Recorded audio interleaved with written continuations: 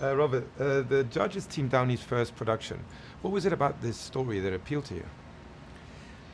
We read the script, and Warner Brothers was reading the script, and everybody was calling everybody crying and saying that they had to, call their folks after they read it. And then we were just hoping we didn't screw it up in shooting it, and tried to preserve the kind of integrity of the story, which is, I think, a really just kind of moving and ultimately uplifting bit of entertainment. Because more than a court drama, it's really a family drama, right? Yes.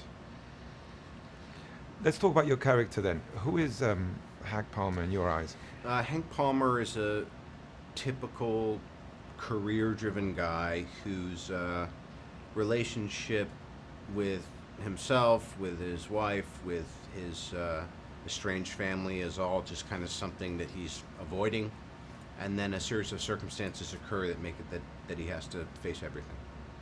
One of the things he has to face is his father. What's his relationship with his father like? Hates him. But what's behind all of that?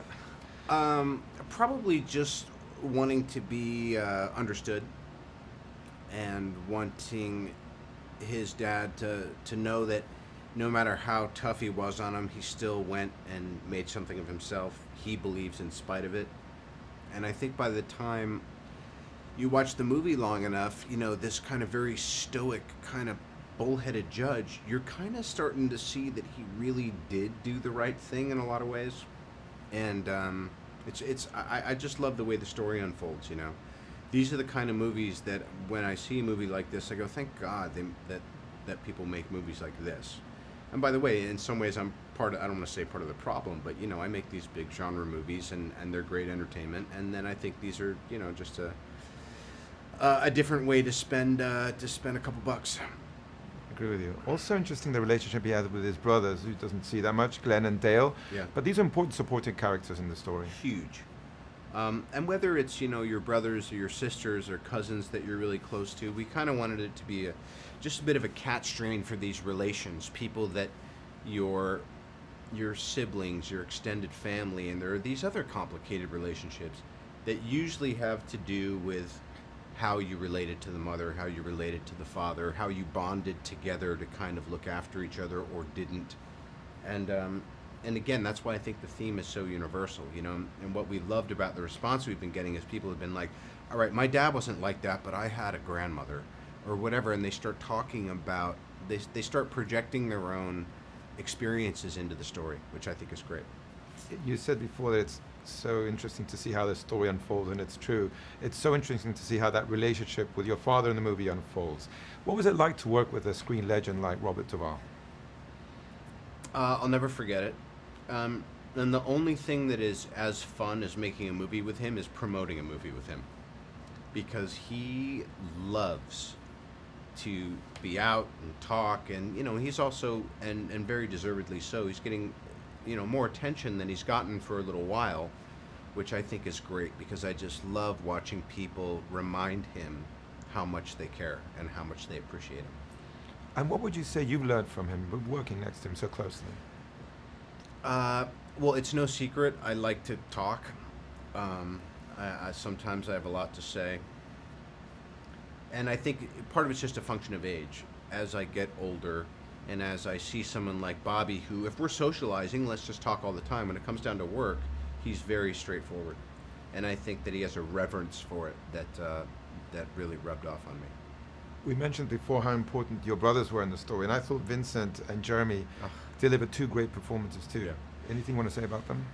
Jeremy Strong reminds me of, I feel like I'm working with the people who are working with a young Dustin Hoffman or young Al Pacino or whatever. Like, it's difficult to explain because he plays a very specific character, but the guy who's playing him is an extremely gifted guy. And Vince D'Onofrio, I mean, I've been a fan of his for so long, and I've been looking for ways we could work together, and he's been caught up doing other stuff, and he was doing this series for a long time, and I'm really pleased too that people are reminding Vince of how important an actor they believe he is. And we can't forget Vera Farmiga, because No it's a way. different story, but it's also very interesting and very smart too, that story that your character has reconnecting with his high school sweet love. Really. Exactly. And To me, again, it's so universal. Like, there's aspects of the movie that are small town America, and and we really tried to keep the cheese factor away because we wanted, any country anywhere in the world to be able to relate to who was the girl that got away, who was your boyfriend that, you couldn't believe he got married and you still thought about him, who was, that person that you reconnected with after 20 years and there was still something there, and and Vera Farmiga is I've never ever worked with an actress like her. She's just a massive talent. You play a shark of a lawyer, and there's some great scenes there with you. They're really funny, like when you're in the bar and you're how did you prepare the role? Because did you meet up with lawyers and get that language? I don't know. Well, I mean, I've traveled a fair amount, and wherever you go, there's somebody who's a corporate lawyer, who's a defense attorney, but he really collects art or whatever. And you meet these men and women.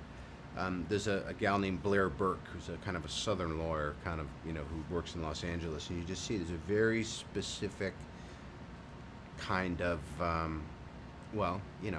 they're killers. We mentioned that this was a family drama more than a court drama, but the film also has humor. Even in some very sad moments that could be very sad, you and Robert Duvall are laughing. How important was that to make sure it had that humor in there? I always get a little bit pissed off when I pay to go see a movie and I leave feeling bummed out.